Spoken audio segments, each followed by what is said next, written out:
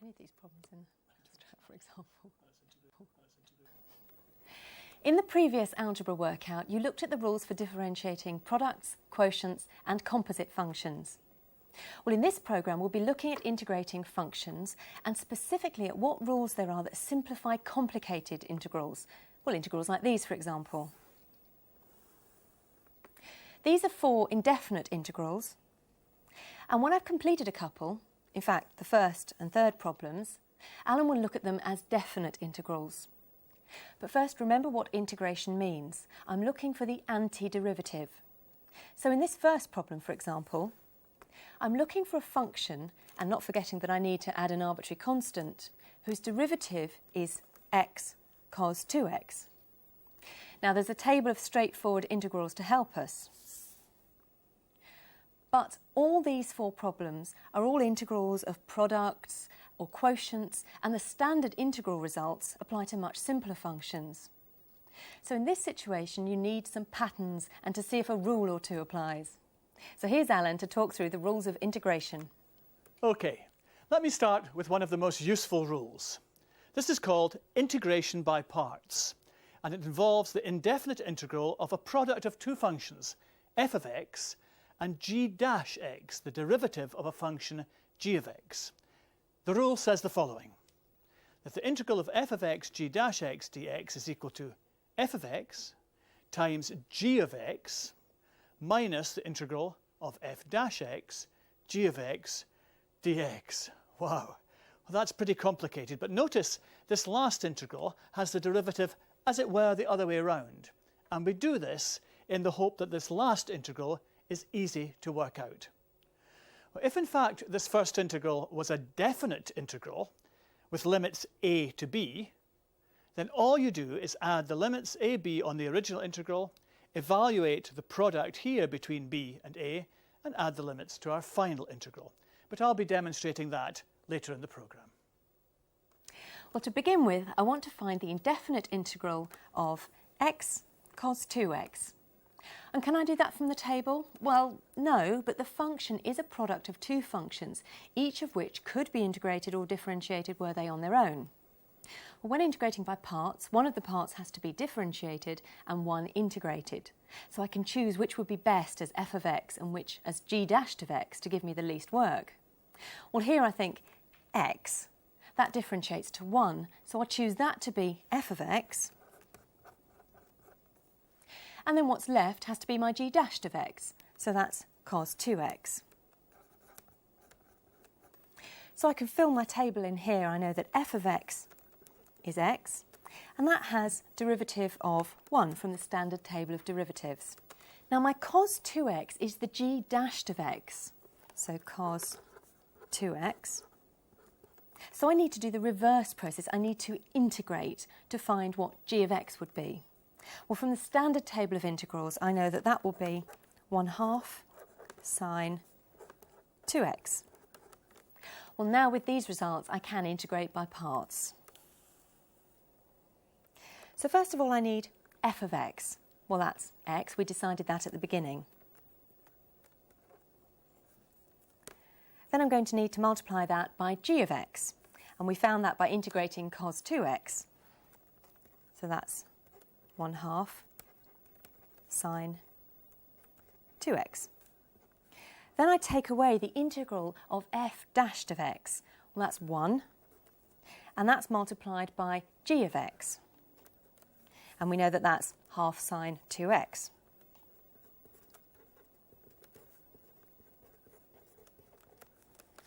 So now I need to do the integration in the second term here.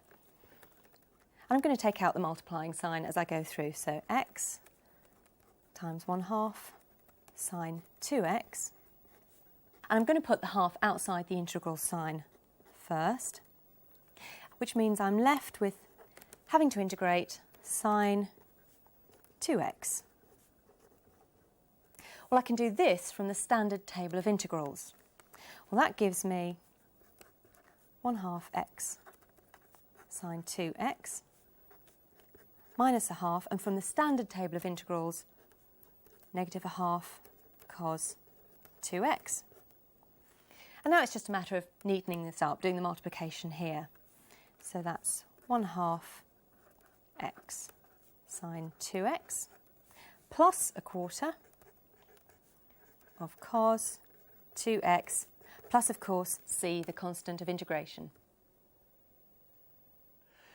Now, my job is going to be to work with the definite integral. Here's the indefinite integral, x cos 2x dx, and we're going to add the limits 0 to pi by 2. Now, here's the answer that Sarah originally obtained.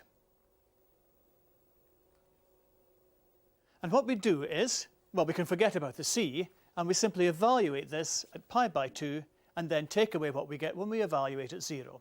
So let's put x as pi by 2. We get 1/2 pi by 2 sine of pi plus 1/4 the cos of pi. So that comes to 0 minus 1/4. And we still have to take away what we get when we put 0 in place of x. 1/2 0 sine 0, that's just 0, plus 1/4 cos 0, which just gives the plus 1/4. So 0 minus 1/4 minus 0 plus 1/4, the final result is negative 1/2.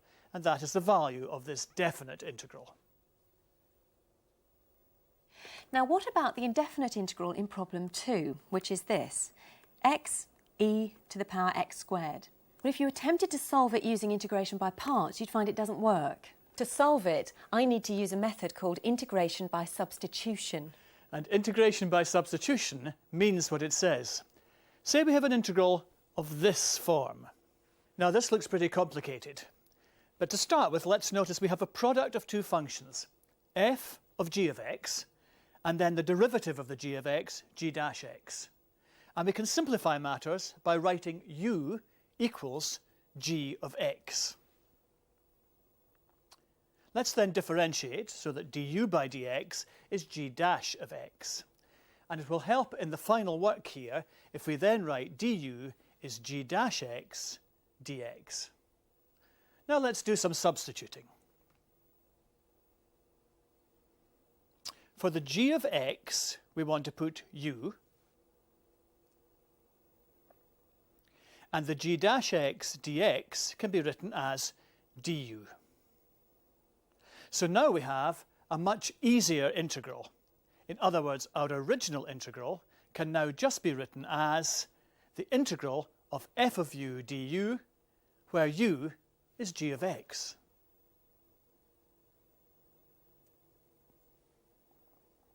OK, well, using that rule, I'll make u equal to x squared. Well, then du by dx is equal to 2x. And by rearranging this, I can find that du is equal to 2x dx. Now, I want an integral which finishes with du.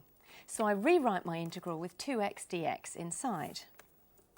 So that's 2x dx. But how can I make this new integral equal to the original one? Well, originally I had x dx. I've now put 2x dx. So if I multiply this by 1/2, then it'll be equal to the original. So I'll put 1/2 in front of the integral sign. Now, of course, to make it exactly the same as the original, I must bring down my e to the x squared. Well, now I can simplify this and express it all in terms of u. So that'll give me 1/2 integral of e to the u and du. So I've substituted in for my formula u equals x squared, and also 2x dx I've written as du. So it's all now expressed in terms of u. Well, now I can integrate e to the u. That gives me 1/2 times e to the u, because the integral of e to the u is e to the u. Now I'd like to substitute back in x squared equal to u. So that gives me 1/2 e to the x squared plus, I must add c, the constant of integration. So that's my answer to problem 2. But what about problem 3? Well, I'm faced with this function to integrate, x cubed over x to the power 4 plus 1. Well, the numerator I can integrate or differentiate without much difficulty. But what about the denominator? Well, that would differentiate to be a function in terms of x cubed. And that's the sort of pattern which points to the same technique as last time, integration by substitution. Yes, because here we have an integral where the denominator, x to the fourth plus 1, when differentiated, 4x cubed, would be a multiple of the numerator, x cubed. And where effectively we have a product, x cubed, times 1 over x to the fourth plus 1. So we'll let u equal the x to the fourth plus 1. OK, to tackle problem 3, I'll write that down in detail. So, u is equal to x to the power 4 plus 1. And as Alan said, du by dx is equal to 4x cubed. Well, now I can rearrange this to find du, which gives me du is equal to 4x cubed dx. Now I'd like this term to be on the right-hand side of the integral. So that'll give me 4x cubed dx. And that takes care of my x cubed dx in the original integral. But actually I've written 4x cubed dx, I only need x cubed dx. So if I multiply this by a quarter, then it will indeed be exactly the same as the original. And to make these two identical, I need to bring down 1 over x to the power 4 plus 1. Well, now I can express this in terms of u, which will make it look a lot simpler. So that'll give me 1 over 4 integral of 1 over u, because u is x to the power 4 plus 1. And as we know that du is 4x cubed dx, I can write that in. Well, now I can integrate 1 over u, and I know from the standard table of integrals that that's going to be natural log u. So that's 1/4 ln u. And finally, I'd like to substitute back in my x values. So I can rewrite this as 1/4 ln, instead of u, x to the power 4 plus 1. And of course, I must remember to add c, the constant of integration. Well, as in the first problem, Alan's got the job of taking the same indefinite integral and evaluating it when it's a definite integral. OK, well, let's put the limits onto the integral. It's an integral from 0 to 2. Now, Sarah already obtained this result.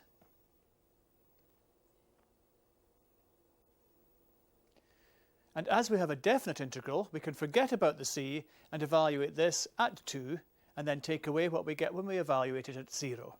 Putting 2 in place of x, we get 1/4 the log of 17. And then replacing x by 0 gives us 1/4 log of 1. Now, the log of 1 is in fact 0, so the final answer is 1/4 log 17. And this is an exact answer. We'll leave it at that. Now let's move on to the last problem, this indefinite integral. Which rule would you use this time, Alan? Well, as I've said before, I'm all for finding the most direct route to solving any mathematics. And this looks pretty tricky. However, if you know that if you differentiate tan x, you get sec squared x, then you can do this problem, and what's more, you can do it by either of the methods. So we have a choice. So I'll go for substitution. Well, I agree, since I've already written out the following. Because on balance, substitution looks straightforward. U equal to tan x. Well, that gives me a du by dx of sec squared x. And I can rearrange this to find du, and that'll be equal to sec squared x dx. So now I'd like this to be on the right-hand side of my integral. So I'll write this as sec squared x dx. Now this takes care of the sec squared x dx in the original function, but to make it exactly the same, of course, I must bring down the tan squared x. Well, now I can express this in terms of u, and it's going to begin to look a lot simpler. So that'll give me u, but u squared, because u is tan x, and I need tan squared x. And sec squared x dx, well, that's du, so I can write that in. Now I can just integrate u squared, and that'll give me 1/3 u cubed. Now I'd like to express it back in terms of x. So that gives me 1/3 tan cubed x, plus of course c, the constant of integration. And that's my answer. Well, as we said, you could have used the other rule, integration by parts, and you might like to try that yourself, but in that case, you'll find that substitution is definitely less work. And doing as little work as possible, being an efficient mathematician, is something that's a goal for all of us. It sure is. Goodbye. Goodbye.